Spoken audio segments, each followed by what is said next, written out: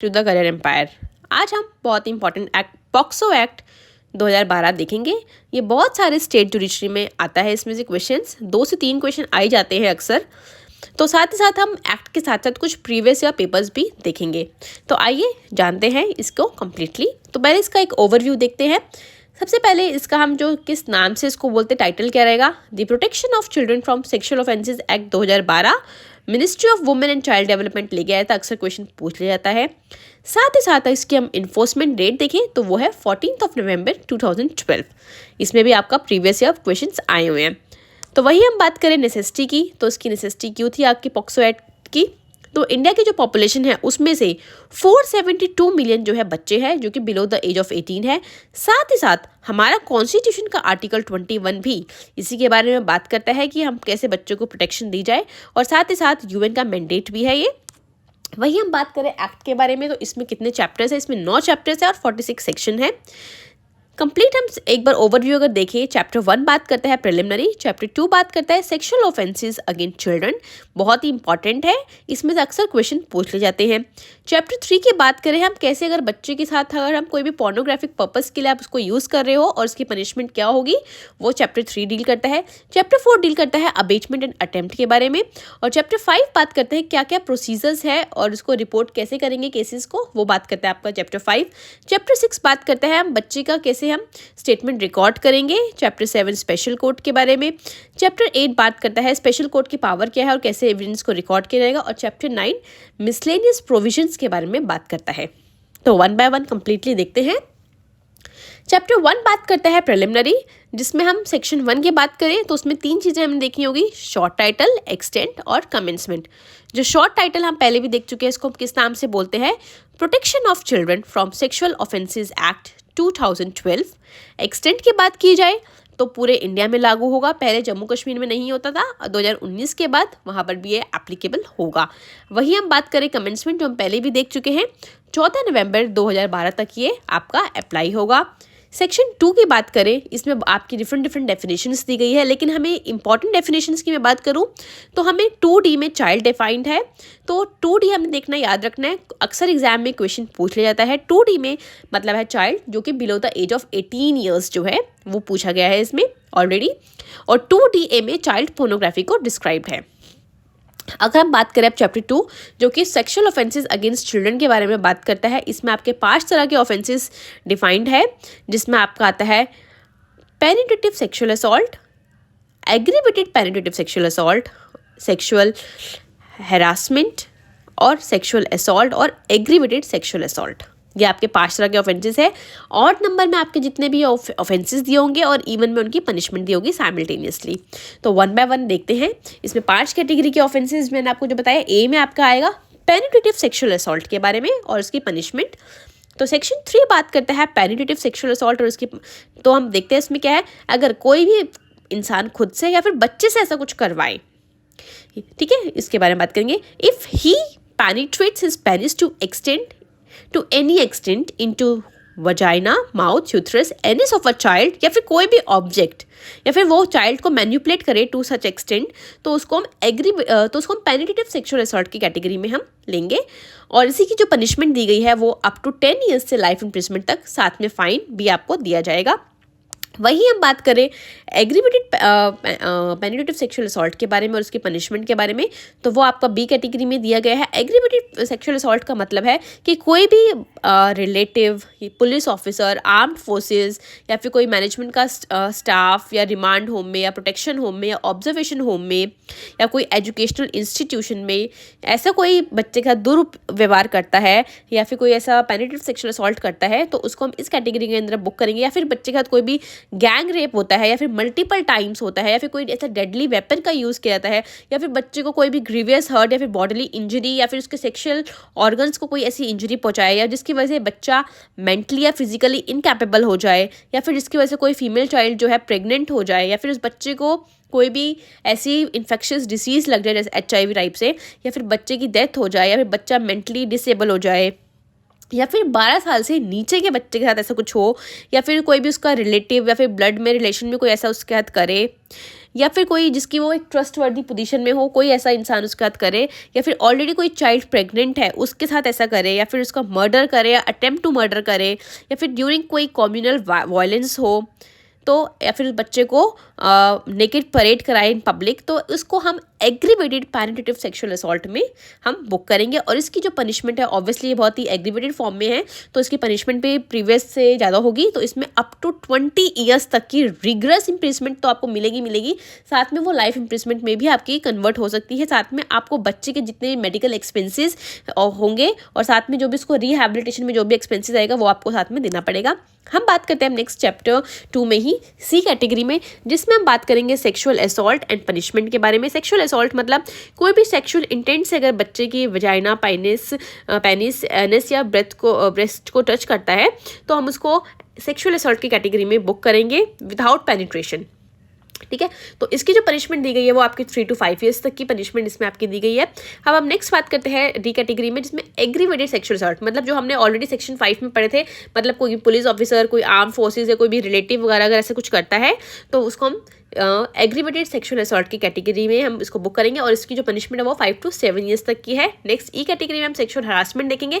Sexual harassment में जो है अगर आप बच्चे को कोई भी ऐसा वर्ड यूज़ करते हो, कोई साउंड, कोई जेस्चर, कोई भी ऑब्जेक्ट ऐसा दिखाते हो, या फिर कोई मूवी दिखाते हो, या फिर कोई सीन्स दिखाते हो, तो उसको हम, या फिर इसको इस तरह से आप उसको हरास करते हो तो उसको हम सेक्सुअल हरासमेंट की, या फिर कोई पोर्नोग्राफिक वीडियोस दिखाते हो तो उसको हम सेक्सुअल हरासमेंट की कैटेगरी में लेकर आएंगे। और इसकी जो पनिशमेंट है वो अप टू 3 ईयर्स तक है। यहाँ पे आप 5 to 7 नहीं है, इट्स 3 ईयर्स। तो वही इसका एक ब्रीफ हम देखेंगे। तो ब्रीफ में हम जितने भी ऑड में होंगे वो आपके ऑफेंसेस होंगे और इवन में आपकी पनिशमेंट होगी। ये आप एग्जाम में आप अक्सर क्वेश्चन पूछ लिया जाता है, तो आप इसको एक बार ओवरव्यू देख सकते हैं ब्रीफली।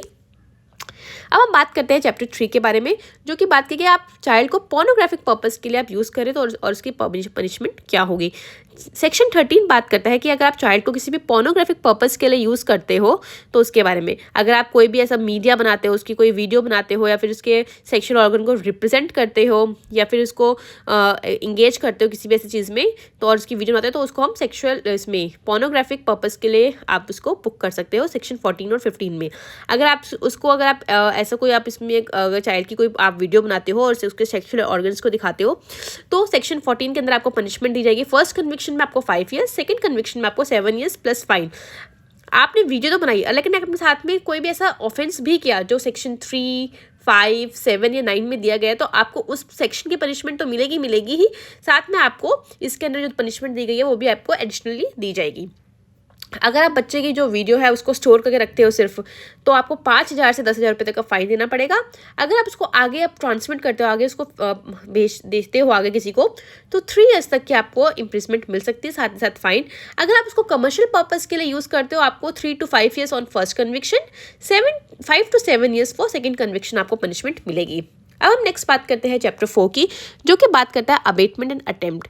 अबेटमेंट मतलब आप किसी को उकसा रहे हो, अगर आप इंस्टिगेट कर रहे हो, कॉन्स्पिरेसी कर रहे हो, या फिर इसको कोई इंटेंशनल एड प्रोवाइड करा रहे हो कोई भी ऐसा क्राइम करने के लिए बच्चे के अगेंस्ट, तो उसको आप सेक्शन 16 के अंदर काउंट करेंगे। और इसी की पनिशमेंट जो है अबेटमेंट की वो आपको 17 में दी गई है। वो सेम ही पनिशमेंट मिल जाएगी जो भी आपने ऑफेंस किया है, आपको जो डिस्क्राइब्ड है ऑलरेडी, उसी की आपको पनिशमेंट सेम मिलेगी। अबेटमेंट के लिए भी आपको सेम पनिशमेंट मिलेगी। लेकिन अगर आप अटेम्प्ट के लिए बात करें हम पनिशमेंट, वो भी आपके सेक्शन 18 में डिस्क्राइब्ड है।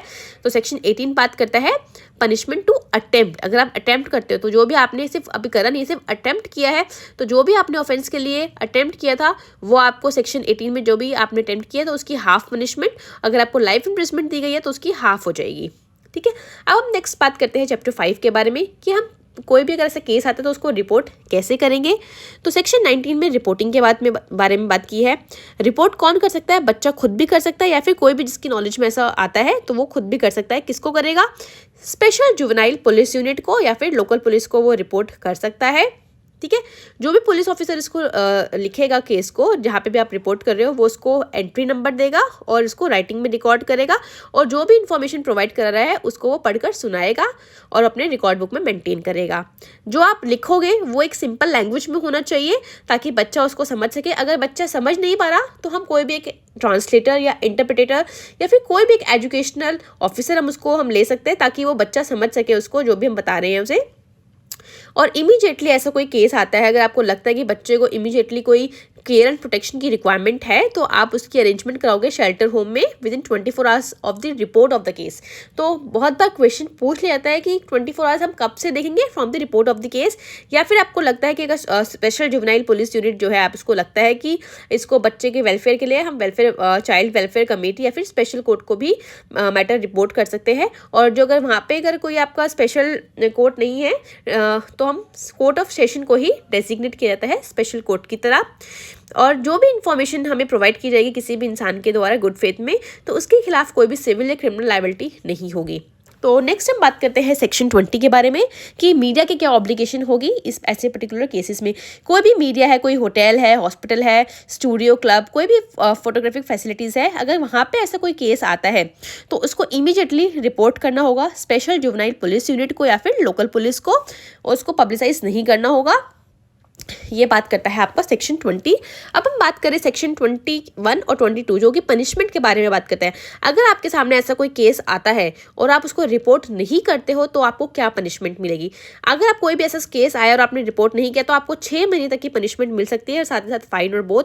अगर कोई बच्चे के साथ ऐसा कुछ होता है, अगर वो ऐसा रिपोर्ट नहीं करता है, तो उसके लिए कोई भी पनिशमेंट का प्रोविजन नहीं दिया गया है। एक्सक्लूसिवली 21 क्लॉज 3 में ये बताया गया है कि बच्चे के खिलाफ कोई भी ऐसी इसमें पनिशमेंट नहीं दी जाएगी। अगर आप किसी के खिलाफ फॉल्स केस करते हो या फॉल्स इन्फॉर्मेशन देते हो तो उसके खिलाफ क्या पनिशमेंट होगी, वो बात करता है आपका सेक्शन 22।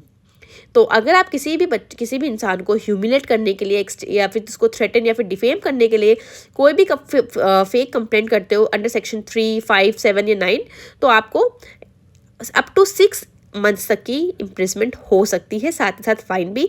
अगर कोई ऐसा बच्चा करता है तो उसके ऊपर कोई भी पनिशमेंट नहीं मिलेगी। अगर आप किसी बच्चे को फॉल्स विक्टिम बनाते हो तो आपको 1 ईयर तक की इम्प्रिजमेंट हो सकती है।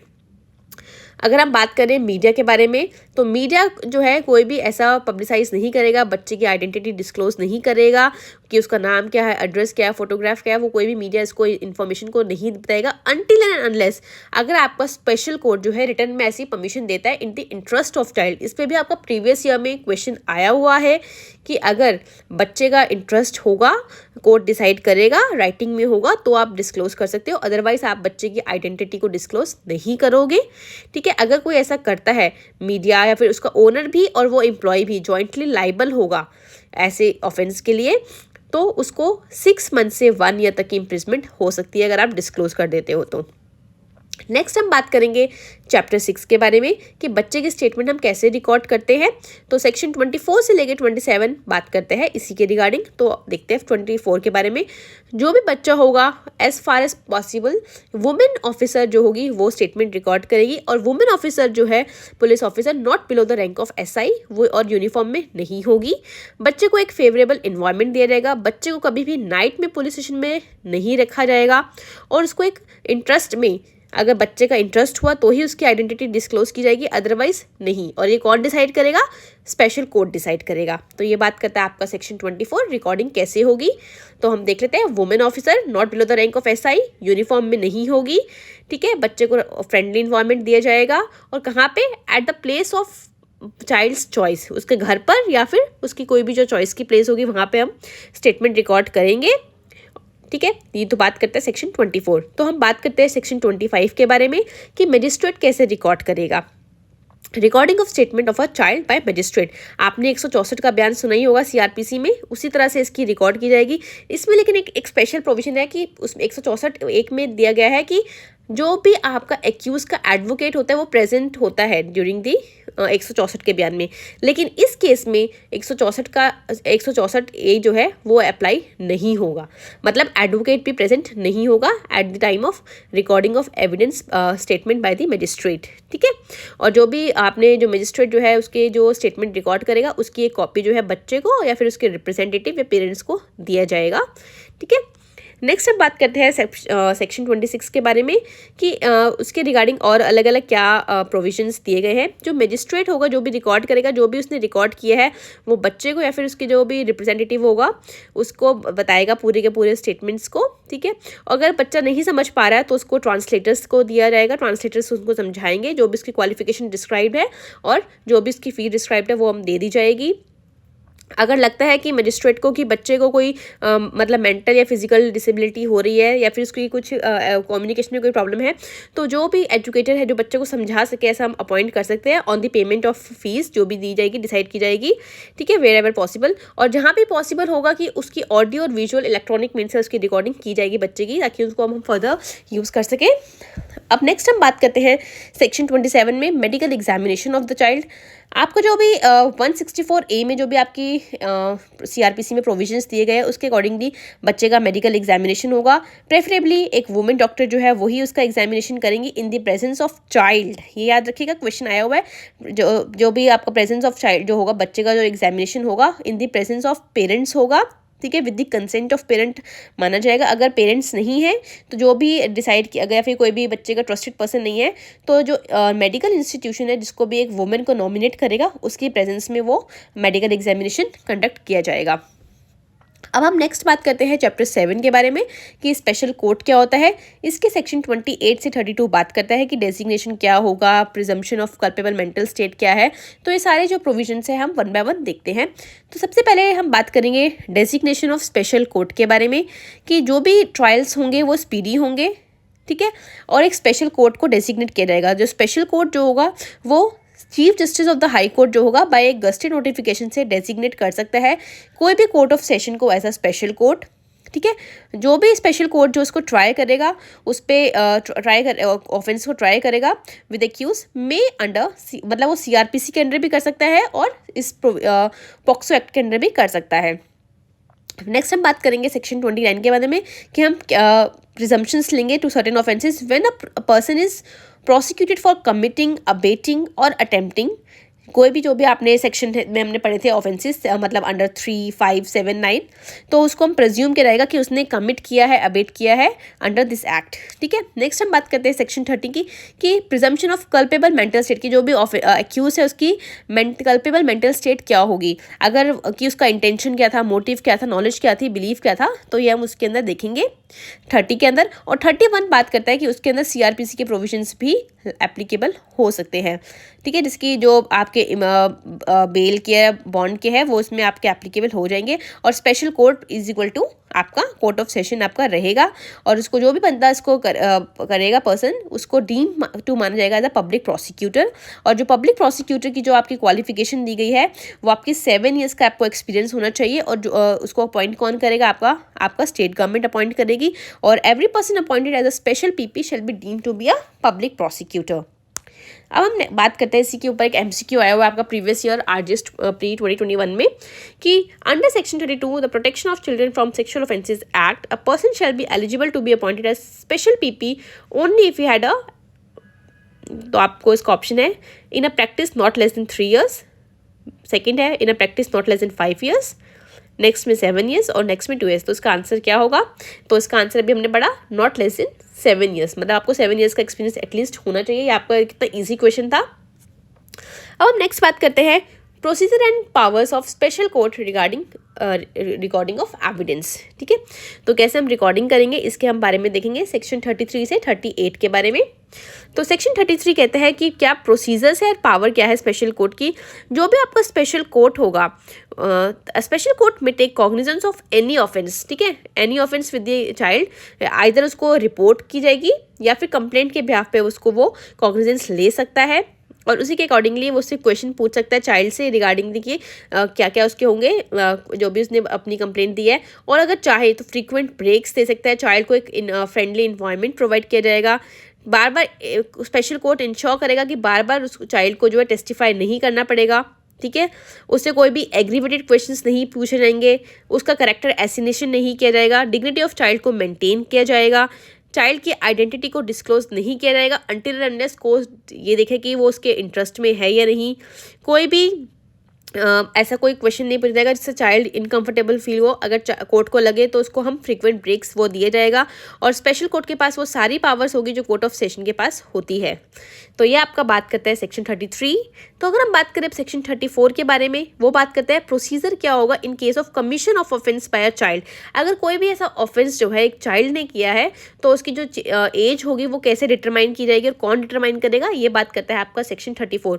GP अगर कोई ऐसा लगता है कि ऐसा कोई ऑफेंस ऑफेंस एक चाइल्ड ने किया है तो उसकी चाइल्ड की जो उसको हम जे एक्ट के थ्रू हम इसको अप्लाई करेंगे। अगर लगता है कि उसकी एज जो है वो डिटरमाइन नहीं हो पा रही है तो उसकी जो एज जो डिटरमाइन करेगा स्पेशल कोर्ट ही करेगा, और जो स्पेशल कोर्ट ने एज डिटरमाइन कर ली उसके ऊपर हम कोई भी क्वेश्चन नहीं उठा सकते हैं। ठीक है, ये बात करता है आपका सेक्शन 34।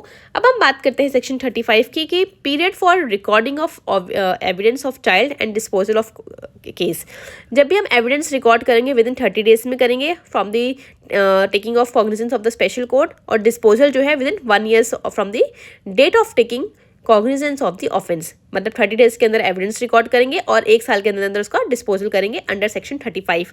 36 बात करता है child not to see you accuse at the time of testifying. जब भी आप चाइल्ड को एविडेंस वगैरह रिकॉर्ड वगैरह कराएंगे, जब भी ट्रायल चल रहा होगा, तो कभी भी एक्यूज को ना देखे, इसके लिए आपका स्पेशल कोर्ट मेक इंश्योर करेगा। ठीक है, और जो भी उसका एडवोकेट होगा वो उसको इस पोजीशन में हम रखेंगे ताकि वो जो है उसकी जो भी कम्युनिकेशन है वो सुन सके, लेकिन चाइल्ड कभी भी एक्यूज को ना देख पाए, इस तरह के हम प्रोविजंस को फॉलो करेंगे।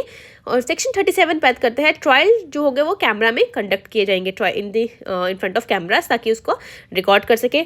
और सेक्शन 38 बात करते हैं असिस्टेंस ऑफ एन इंटरप्रेटर और expert while recording the evidence of child.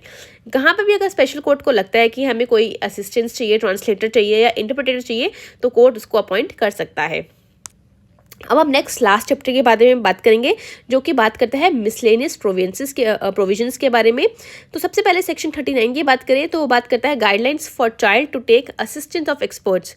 जो स्टेट गवर्नमेंट जो है या फिर कोई भी shall prepare guidelines for use of NGO या फिर प्रोफेशनल्स के लिए कि क्या क्या हमने असिस्टेंस के लिए एक्सपर्ट्स जो है प्री ट्रायल और ट्रायल के लिए क्या क्या चाहिए होंगे, वो आपका स्टेट गवर्नमेंट डिसाइड करेगा।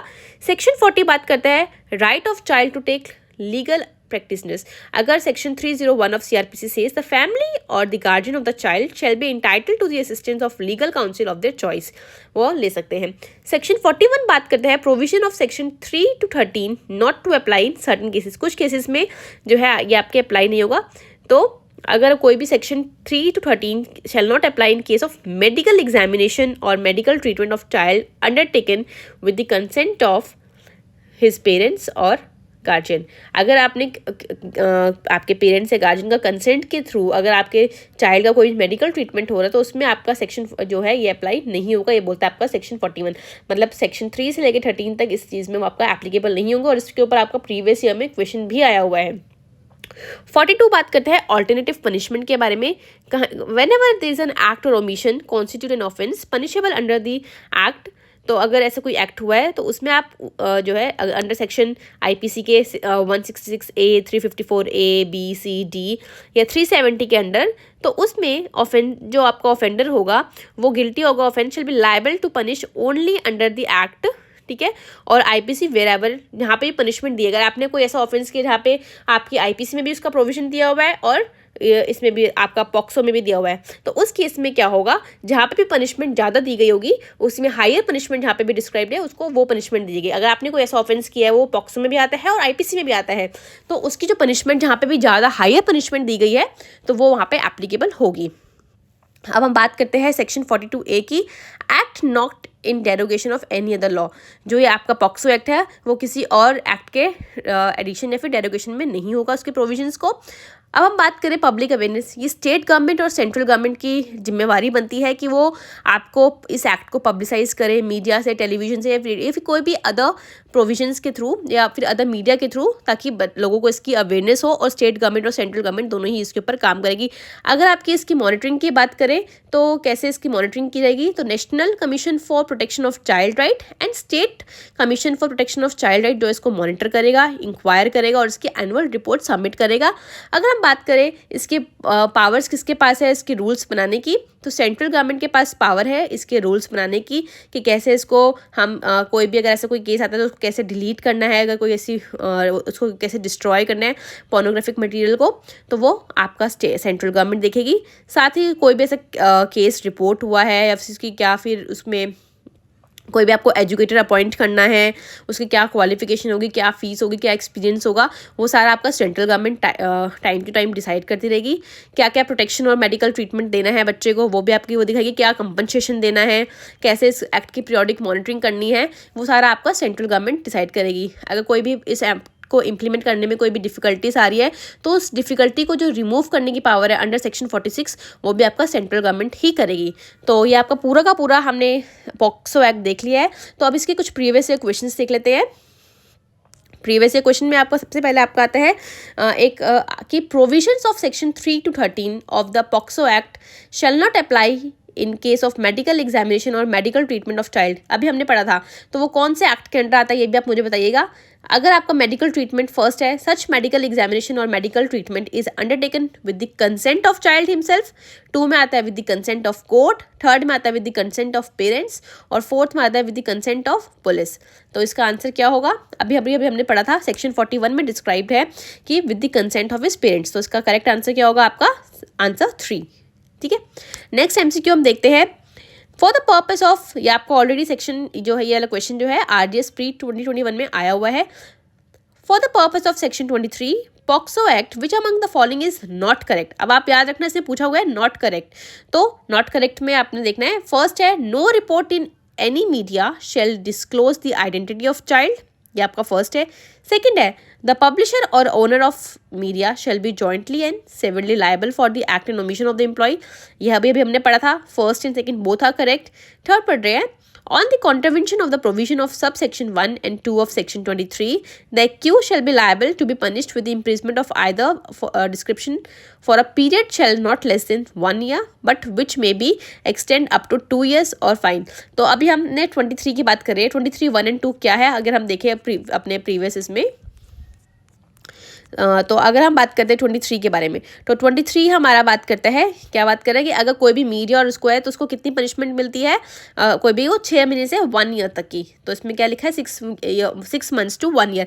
लेकिन अगर हम अपने क्वेश्चन के बारे में बात करें तो हमारे क्वेश्चन में जो इसकी जो दिया हुआ है, तो कितनी दी हुई है, इसमें दिया हुआ है 1 ईयर से लेकर not less then 1 year which में एक्सटेंड टू 2 years। तो आपका मतलब सेक्शन जो आपका ऑप्शन 3rd है वो इनकरेक्ट हो गया। तो इसका आंसर क्या हो जाएगा? 3। नेक्स्ट क्वेश्चन देखते हैं।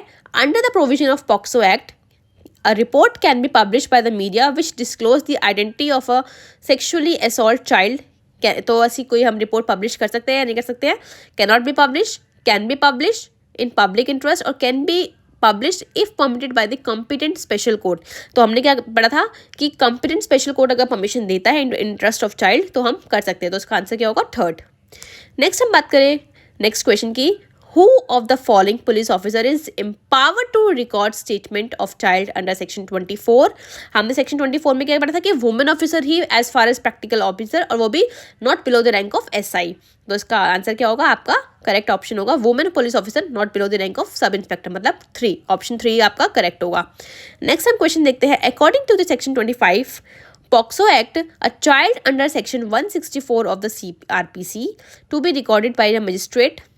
तो इसका ऑप्शन है shall be recorded in the presence of the accused, shall not be recorded in the presence of the accused, shall be recorded in the presence of investigation officer, shall be recorded in the presence of women police officer। हमने क्या पढ़ा था कि 164 तो apply होगा, लेकिन 164 clause 1 जो है कि आपका सीआरपीसी का यूजुअली एविडेंस होगा कि आपका एडवोकेट प्रेजेंट होता है, लेकिन इस केस में वो यहाँ पर एप्लीकेबल नहीं होगा। तो इसका करेक्ट आंसर क्या होगा? आपका 2nd। नेक्स्ट आपका नेक्स्ट एमसीक्यू देखते हैं। Which of the following conditions as per the provision of POCSO has to be adhered to while examine और recording the statement of child. ठीक है, स्टेटमेंट ऑफ चाइल्ड को रिकॉर्डिंग करते वक्त आपने क्या देखना है? The statement of child shall be recorded at the residence of child और at the place where he usually resides और the place of his offence. ये हमने अभी भी पढ़ा। As far as practical, the statement should be recorded by a woman police officer not below the rank of police officer or shall not be in uniform। ये भी हमने पढ़ा था। The investigating officer shall ensure that at no point of the time the child come in contact in any way with the accused। ये भी हमने पढ़ा। तो सारी की सारी चीज़ें ठीक थी। तो इसका आंसर क्या हो जाएगा? 4, all of the above। ठीक है, तो ये पूरा का पूरा आपका पॉक्सो एक्ट यहाँ पे कंप्लीट हो गया है और साथ में हमने जितने भी प्रीवियस ईयर के पेपर्स थे, क्वेश्चंस थे, वो भी हमने देख लिए हैं।